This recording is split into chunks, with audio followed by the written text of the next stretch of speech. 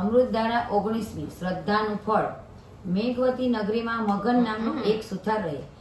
એની પત્નીનું નામ શાંતિ. સંતાનમાં 7 દીકરી અને 2 દીકરા. દીકરીઓ મોટી અને દીકરા નાના. મગન પરોઢે કામે વળગે તે મોડી રાતે સૂવે ત્યારે મોણ બધાનું પેટ ભરાય. ઘણીવાર મગનને વિચાર આવે કે કામ આડે ધર્મ ધ્યાન થતા નથી, પણ પછી વિચારે કે ભજન કીર્તન કરું તો છોકરા ભૂખ્યા રહે. એમ કરતા છોકરીઓ જુવાન થઈ ગઈ. ઉછીના પાછીના કરીને એક પછી એક દીકરી પરણાવી. ઘર ખાલી થઈ ગયું. કાળી મજૂરીને મગનનું શરીર પણ ખલાસ કરી નાખ્યું. એકવાર ગામમાં કથાકાર આવ્યા. એવી સુંદર કથા કરે કે બસ સાંભળતા જ રહીએ. મગનને તો કથા સાંભળવા જવાની જરા કે નવરાશ નહીં.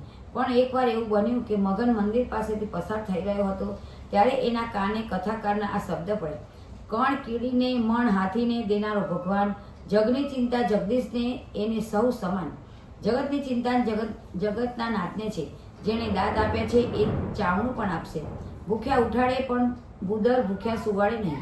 અને તોય પામર મનુષ્ય જિંદગી આખી ચિંતામાં વિતાવે છે. ભગવાન પર ભરોસો રાખવાને બદલે અવતાર એળે ગુમાવે છે. જે મનુષ્ય પોતાની બેડલીને ભગવાનના સહારે છોડી દે છે એ તરી જાય છે. શ્રદ્ધાના બળ જેવું જગતનું બીજું કોઈ બળ નથી. રસ્તે ચાલ્યા જતા મગન સુથારે કથાકારના આ શબ્દો સાંભળ્યા તો એના અંતરમાં પ્રકાશ પથરાઈ ગયો. શબ્દો એવો પ્રહાર કર્યો કે આંખ ભીની થઈ ગઈ. પસ્તાવાનો પાર ન રહ્યો. રડતા હૃદયે વિચારવા લાગ્યો કે અરે રે, ધિક્કાર છે મને. મેં પેટની જ વેઠ કરી રાખી અને પ્રભુને વિસરી ગયો. ભગવાનનું ભજન કરવાને બદલે મજૂરી કરી. મનખા દેહને સાર્થક ન કર્યો.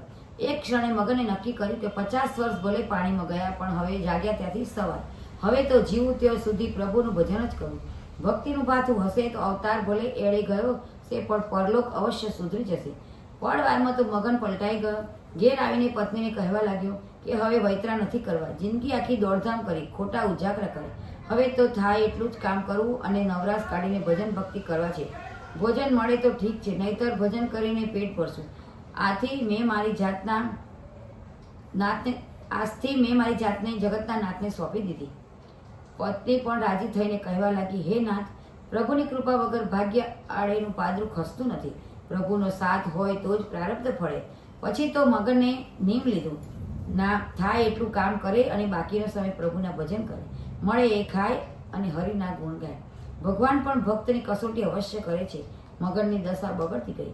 સમયસર કામ ન થતું, તેથી લોકો એને કામ ન આપતા. ક્યારેય તો એને એક ટંક ખાવા ન મળતું. ત્યારે તેની પત્ની મૂંઝાતી, પણ મગનની શ્રદ્ધા ન અડકતી. કથાકારના શબ્દો એના આત્મા પર કોતરાઈ ગયા હતા.